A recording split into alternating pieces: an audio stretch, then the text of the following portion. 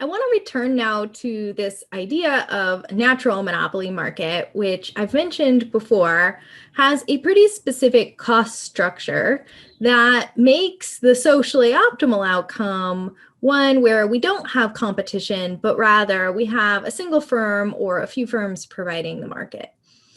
And the reason for that is that production in this type of a market has a really high fixed cost. And a low marginal cost. So it could be that the marginal cost is constant or just pretty low, and then we have a really high fixed cost.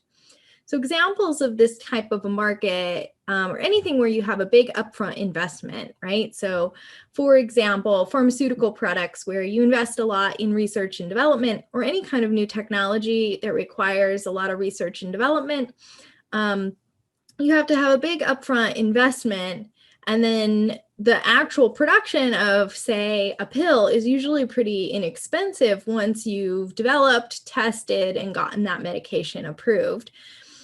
Another example would be a theme park like Disneyland, right? You got to build Disneyland. That's a huge cost, but allowing one more person to come in has a really low additional cost.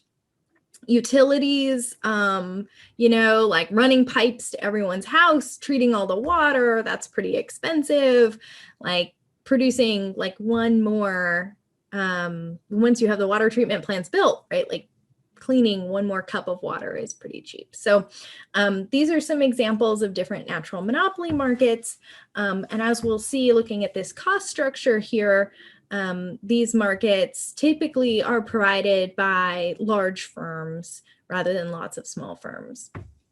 So what's going on here, if we look at our cost curves, is that we have this kind of low marginal cost, but our average total cost curve is decreasing here, approaching marginal cost. And that's because of that big upfront investment. So if you have to pay to build Disneyland, is a huge cost.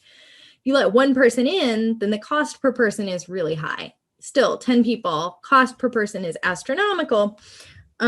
As you let more and more people in, that fixed cost gets divided across all of the consumers, and your average total cost is decreasing.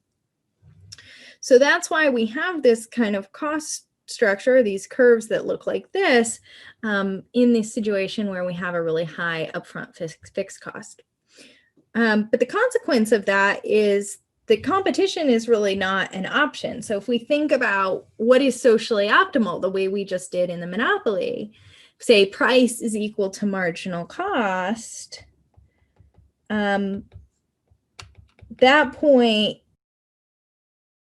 is not going to be an option here if the good is being provided by a market. And the reason is because at this socially optimal quantity, where demand intersects our marginal cost curve, you can see that profits are negative, right? The price is lower than our average total cost, meaning that profit is negative. And obviously no firms are going to be operating in the long run with negative profits, so that's a problem. And we could shade the kind of area of negative profits on the graph here if we wanted to do that. That's losses at the socially optimal quantity, and that's no good. So socially optimal quantity cannot be provided by the market. Okay. What about a monopoly? Well, a monopoly can work here.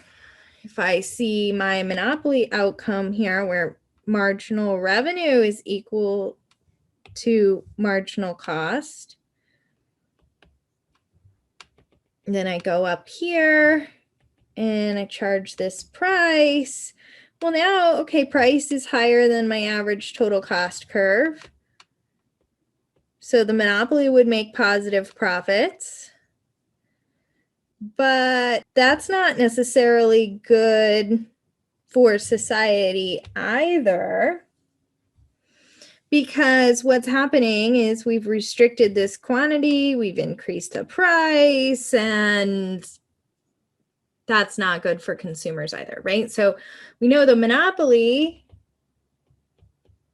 in this situation could operate, but would result in deadweight loss,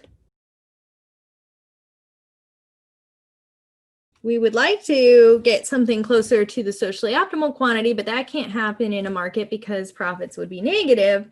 And so we're kind of left with this dilemma of what to do. What should we do here? Well, there are two options for what we can do. The first is that we can allow the monopoly to exist, but try to limit their ability to increase prices, or restrict their ability to increase price.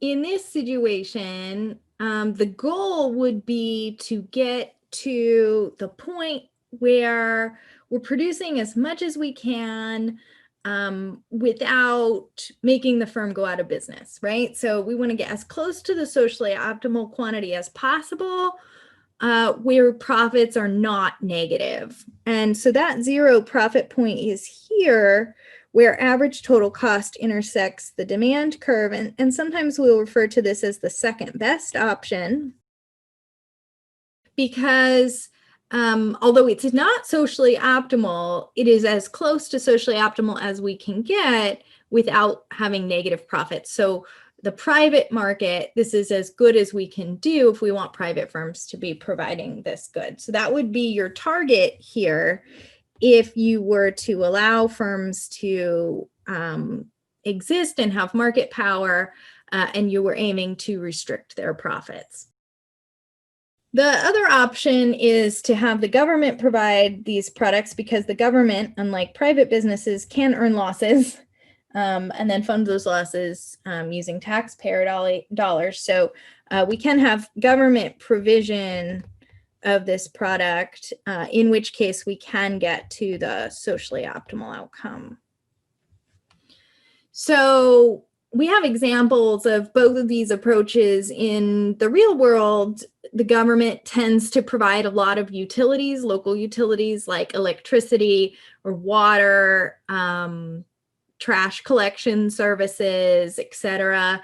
The government also funds a lot of research and development in a variety of areas, because that is going to be good for society. And we know the private market will undersupply research that benefits society. We do also allow monopolies to exist, right? We have Disneyland. Obviously, we have pharmaceutical companies, which we provide patents to give them an incentive to invest in developing new medications that they can then earn a profit on as a monopoly for some fixed quantity of time. So this is kind of the idea behind patents and copyright protection, that nobody is going to go out and spend a huge amount of money filming a really cool movie if everyone can just get that movie for free. We have copyright protection to try to get people to buy the movie, right, at a price that's higher than the cost, the marginal cost of production, which is basically free now that we can stream things. But that ensures that people have an incentive to go create cool content or develop new products that make our lives better. So understanding, why the government creates these monopolies in these types of markets is important, but not a lot of attention, or I think not enough attention, gets paid to try to regulating these monopolies so that they're not distorting the market so much to the detriment of consumers. So we particularly see a lot of attention paid to pharmaceutical companies, because we don't want them to, even though they have monopoly power, we don't want them to be kind of price gouging, particularly in these markets where we have very inelastic demand, people who are very sick and need medication and are desperate to get that. So we don't necessarily want those companies to be able to charge astronomical prices for a new cancer medication, but we do want them to have an incentive to invest in research and development to come up with those new medications.